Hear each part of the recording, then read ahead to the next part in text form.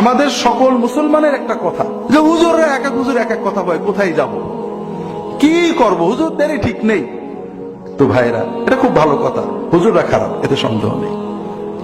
আপনি যখন আসরের নামাজের পরে বাজারে গেলেন থলেটা হাতে করে, আপনি মনে করেন মাছের দোকান, মাছের মার্কেটে অথবা গোশতের মার্কেটে বা আলুর মার্কেটে ঢুকলেন, প্রত্যেক দোকানদার ভাই আমার ভাই স্যার আসেন, স্যার আসেন, আমার কাছে ভালো আছে, আমার কাছে ভালো আছে, আমার অমুক জায়গায় তমুক জায়গায় বলতে থাকবেন। আপনি যেহেতু এক এক দোকানদার এক এক কথা বলছে, আপনি থলে হাতে করে আস্তে করে বাড়ি চলে আসবেন। কি করব, দোকানদারে এক একজন এক এক কথা বলে, বাজার আর করব না। এরকম মানুষ কি বাংলাদেশে পাওয়া যাবে ভাই? যাবে না।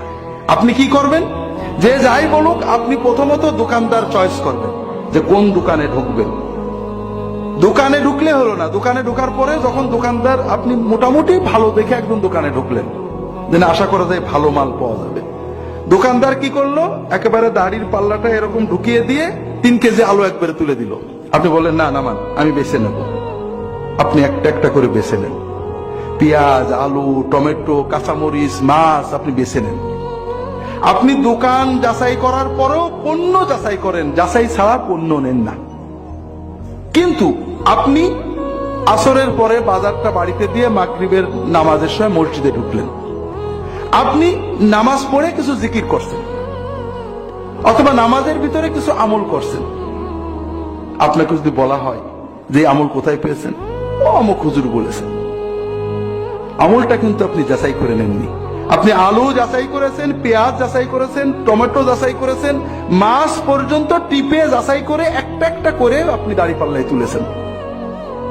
কিন্তু আপনার ওজিফা, আপনার জিকির, আপনার নামাজ, আপনার দোয়া, আপনার কুলখানি, আপনার ইসালে সোয়াব, আপনার ফাতেহা আপনি যাচাই করে নেন না।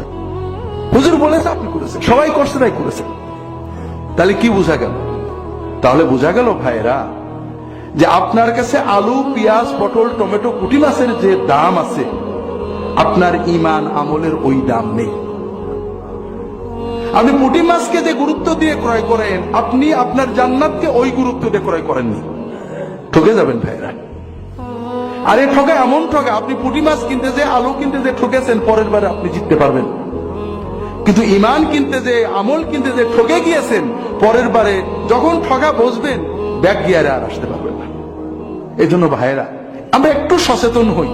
আল্লাহ রসুল সাথে আমাদেরকে সচেতন, আল্লাহ কোরআনে বলেছেন, আল্লাযীনা ইয়াসতামিউনাল কাওলা ফায়াত্তাবিউনা আহসানা, যারা কথা শোনে, শুনেই মানে না, শোনার পরে যাচাই করে ভালো কথাগুলো মানে।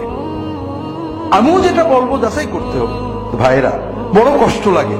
আপনারা আলু, পটল, পেঁয়াজ যাচাই করেন, একটা জমি কিনতে গেলে দলিল যাচাই করেন, ঔষধ কিনতে গেলে আপনারা কোম্পানি খোঁজেন। এখন ডাক্তার ওষুধ লিখে দিলে তাও কোম্পানি কি স্কয়ার নাকি কোন ফার্মা, কি ফার্মা, আর ভালো ওষুধ খোঁজেন। দুর্ভাগ্য, ইমান আমল কিনতে গেলে আপনারা খোঁজেন না। ইমান আমল সহি কি, সুন্দর কি, আমাদের কথার উপরে পুরো আস্থা রাখবেন না, নিজেরা টুকটাক যাচাই করবেন। যাচাই করার মাধ্যমে, হ্যাঁ, আপনি যখন 5 বার এক ডাক্তারের কাছে চিকিৎসা করাবেন, 5 বার এক দোকান থেকে মাল কিনবেন, যখন দেখবেন যে না মানের মাল দেয়, আপনি 10টা যাচাই করবেন, 2টো যাচাই ছাড়াও নিতে পারবেন। তবে চিন্তা থাকবে যে যে কেউ ভুল করতে পারে। এটা হলো আমাদের বাঁচার উপায় ভাইয়েরা। সমাজে প্রতারণা থাকবে, ধোঁকাবাজি থাকবে, সব ক্ষেত্রে আইনে আছে, কোর্টে আছে, রাজনীতিতে আছে, মার্কেটে আছে। কিন্তু তাই বলে তো আমি আমার ইমানকে অবহেলা করতে পারি না। ভাইয়েরা, ঝিনাইদহ শহরে 1 কাঠা জমি কিনতে গেলে আপনারা কারোর কথার উপর বিশ্বাস করেন না। নিজেরা দলিল দেখেন, পিঠ দলিল দেখেন, মানে বর্তমান রেকর্ড দেখেন, আগের রেকর্ড দেখেন, সেই কতজন সাল বলে সেই সালের রেকর্ড দেখেন। এরপরে আবার রেজিস্ট্রি অফিসে খোঁজ নেন আগে কারোর বিক্রি হয়েছে কিনা। 2 লাখ টাকা, 5 লাখ টাকা, এই 5 লাখ টাকা দেওয়ার আগে আপনি কত যাচাই করেন, নিজে যাচাই করেন, উকিল দিয়ে যাচাই করেন, আবার নিজেও দেখেন, ভালো করে বোঝার চেষ্টা করেন, 2-4 জনকে দিয়ে যাচাই করেন। কিন্তু ভাইরা, জান্নাতের 1 কাঠা জমি কেনার জন্য কোনো যাচাই না করে মানুষদের হাতে ইমানটা তুলে দেন। এতে বোঝা যায় যে জান্নাত আপনার কাছে দাম নেই। দুনিয়ার 1 কাঠা জমির যে দাম, জান্নাতের 1 কাঠা জমির আপনি সেই দাম দেন না। আর আপনি গোড়াতেই যেহেতু অবহেলা করেছেন, ঠকার সম্ভাবনা খুবই বেশি। দুনিয়ায় আপনাকে 1 কাঠা জমি বেচে যে ঠকাতে চায়, আর জান্নাতের জমির নামে আপনাকে যে জাহান্নামে নিতে চায়, এই 2 জনের ভিতরে শক্তিশালী বুদ্ধিমান বেশি হলো যে আপনাকে জান্নাতের নামে জাহান্নামে নিতে চায়। বড় বড় দুশ্মন। ইন্নাশ শাইতানা লাকুম আদুউম মুবিন, সবচেয়ে বড় দুশ্মন, যে 24 ঘন্টা তার লক্ষ লক্ষ অনুসারীদেরকে নিয়ে আমাদেরকে জাহান্নামে নেওয়ার জন্য চেষ্টা করছে। এমন তো নয় যে আল্লাহ তাআলা আমাদেরকে হাওয়ার উপর ছেড়ে দিয়েছেন। আমার সামনে বাঁচার অবলম্বন রয়েছে, কোরআন রয়েছে, রাসূলুল্লাহ সাল্লাল্লাহু আলাইহি ওয়াসাল্লামের সুন্নাহ রয়েছে।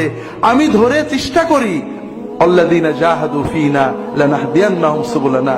আল্লাহ তাআলা বলছেন যে যারা আমার রাস্তায় চেষ্টা করবে আমি অবশ্যই তাদেরকে পথ দেখাবো। আমাকে তো চেষ্টা করতে হবে ভাই। আপনি চেষ্টা করেন, ঠকবেন না। আপনি অবহেলা করেন, আমি বাজারে যাই না ভাই, কারণ দোকানদাররা আমার খুব ঠকাই। একেবারে চেহারা দেখে আমি ঠকে যাই। হুজুর হুজুর আসেন, হুজুর আমার কাছে ভালো আছে, দিয়ে দেয়। পাশে বাহাদুর থাকলে বলে এটা নিয়েন, এটা এটা জন্ডিস আলা মাছ, এটা ক্যান্সার আলা মাছ, এটা ভালো না, এই স্যার ঠিক করে দাও।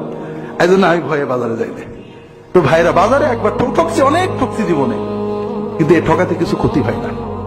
আজকে 2 লাখ টাকা ঠকছি, আল্লাহ 100 টাকা দিয়ে দেবে। আজকে বাজারে একটা খারাপ জিনিস দিয়ে ফেলে দিছি, কিন্তু কালকে আবার ভালো জিনিস খাবো। কিন্তু দুনিয়াতে আমল করছি, কিয়ামতে সে কঠিন দিনে যদি না পাই, সব হাওয়া হয়ে যায়, তাহলে এর চেয়ে কষ্ট আর থাকবে না। এই জন্য আমার অনুরোধ হলো ভাইয়েরা, যে সবকিছু নিজেরা যাচাই করার চেষ্টা করো।